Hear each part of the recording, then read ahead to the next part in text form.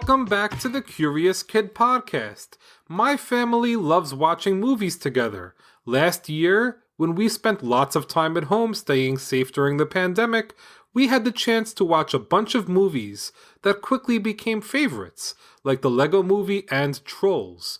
When we watch movies, we always have a yummy snack to munch on during the movie, and there is one snack in particular that we enjoy more than any other during family movie nights. Mailbag! Mailbag!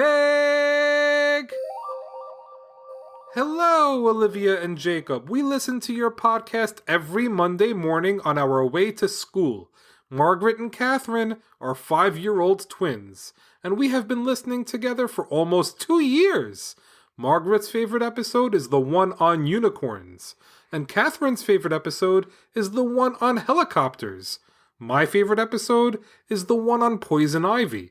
I teach science, and each spring, I like to teach the kids about how to identify poison ivy. Mama Maggie's favorite is the diaper episode.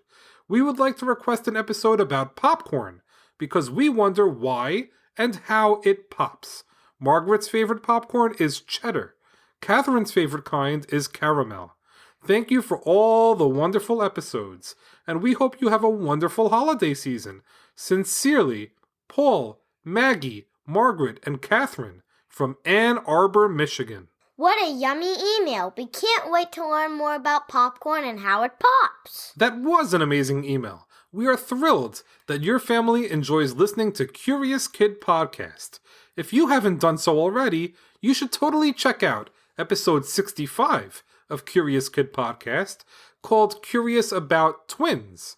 In that episode, Olivia interviews a genetic counselor to learn all about twins. It's really good stuff. So, Margaret loves cheddar-flavored popcorn, and Katherine loves caramel. What's your favorite flavor? I love the classic butter popcorn. It's super duper delicious. Ooh, it really is. My favorite has got to be caramel popcorn, but I also really enjoy kettle corn popcorn as well. I haven't tasted a flavor of popcorn I don't like, but I've heard of some interesting flavors that I don't know if I would be brave enough to try, like ketchup-flavored popcorn. I actually love ketchup, but I'm just not sure if ketchup and popcorn go together. Okay, enough of that. Let's start learning about popcorn. What's the question of the week? The question of the week is, how many popcorn kernels fit in one cup? Popcorn kernels are tiny, so I bet you could fit a bunch of them in a cup. Even though popcorn kernels are so small, they each have 3 things that are really important in making them pop. All popcorn kernels have water inside the kernels, starch that surrounds the water, and a hard shell. When you heat popcorn up, the moisture inside the kernel tries to expand and turn into steam. It expands and expands, but has nowhere to go because it's trapped inside a tiny kernel. When the pressure gets high enough, the popcorn ruptures, which flips the kernel inside out. The starch eventually turns into the fluffy popcorn we eat. That's the interesting part. The little bit of starch that was inside the kernel expands into bubbles that are kind of like jelly, and those bubbles quickly come together and turn solid, forming the popcorn shape we're familiar with. There's almost nothing else out there that acts the way popcorn does. Bread also expands and solidifies when heated, but that process is much slower. Something else that acts kind of like popcorn is silly string. Have you ever played with silly string? It really is silly. Anyway, when you spray silly string, a light foamy string comes out of the can. What you might not realize is that the silly string starts off as a liquid inside the can. As soon as the liquid silly string hits the air, it solidifies into the fun stringy stuff we're familiar with. We have a fun science experiment you could try with popcorn. Here's what you do. You take a bunch of kernels of popcorn and leave them out in the sun for a few days. After leaving them out in the sun, try popping them and see what happens. You will notice that very few of the kernels, if any, will pop. They won't pop because the sun dried the kernels out. So there isn't enough water left in the kernels to expand and make them pop when they are heated up. That's exactly right. If you want to speed the experiment up, you can always dry the kernels up quickly by heating them in a warm oven.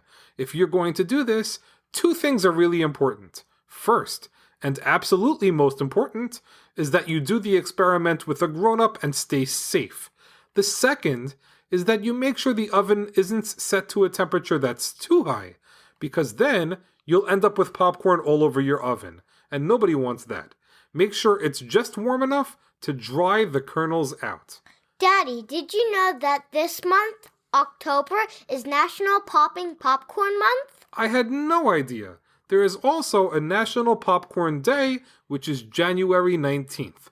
Popcorn is the official state snack of Illinois. I didn't even realize states had official snacks.